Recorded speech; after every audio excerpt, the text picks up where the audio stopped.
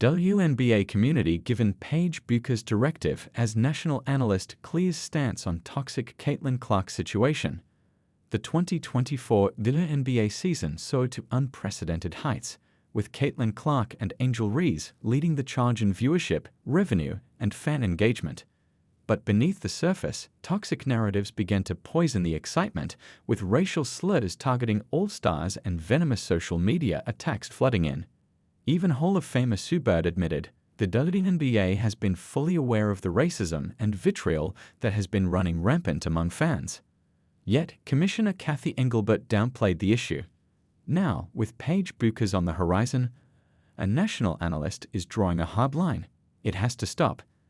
And as the 2025 season begins to take shape, this is a critical moment in the history of the DO, and analyst Rachel A. Demita wants to make sure that it happens without any hitches.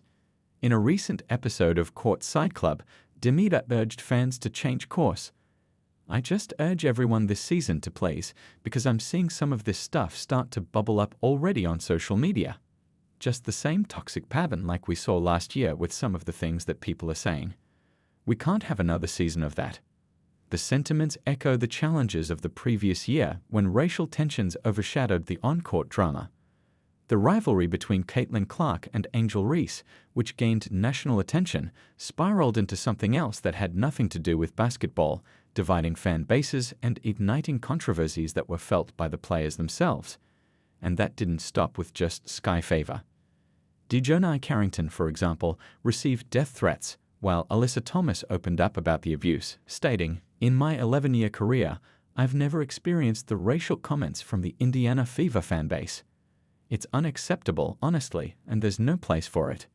Despite this turmoil, this year, unlike 2024, Commissioner Cathy Engelbert and the league are taking proactive steps to address the problem. Ahead of the 2025 WNBA draft, Engelbert revealed the league's response, saying, "We've assembled an off-season task force to address the problem, creating a multi-dimensional approach to combating hate and vitriol.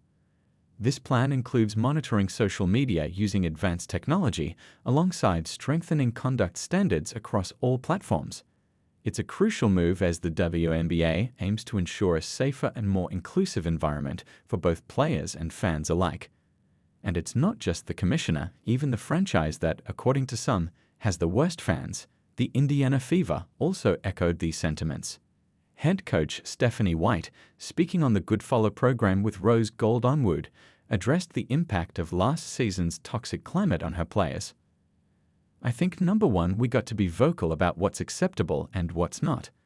Doesn't mean that people are going to change.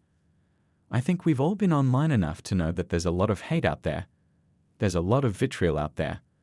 This recognition marks a significant shift in the league's approach to both online and in-person fan behavior as they lay the groundwork for a more respectful future."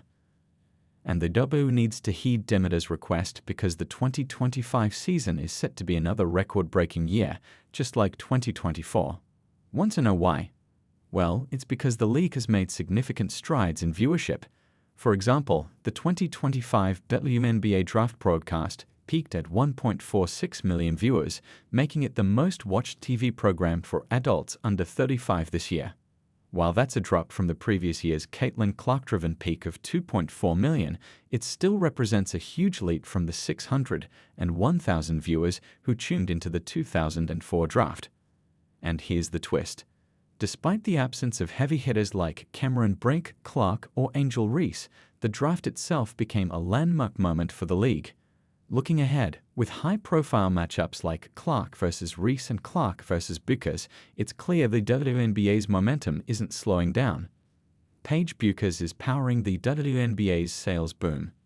And Paige Bueckers has boosted it further by emerging as one of the most commercially promising stars in women's basketball. Selected first overall by the Dallas Wings in the 2025 WNBA draft, Bueckers brings with her not only elite on-court talent, but also major off-court appeal. Her marketability has long been established with a nil valuation of $1.4 to $1.5 million. She was the first female college athlete to sign with Gatorade in the NIL era and landed deals with brands like StockX and Crocs while still at UConn.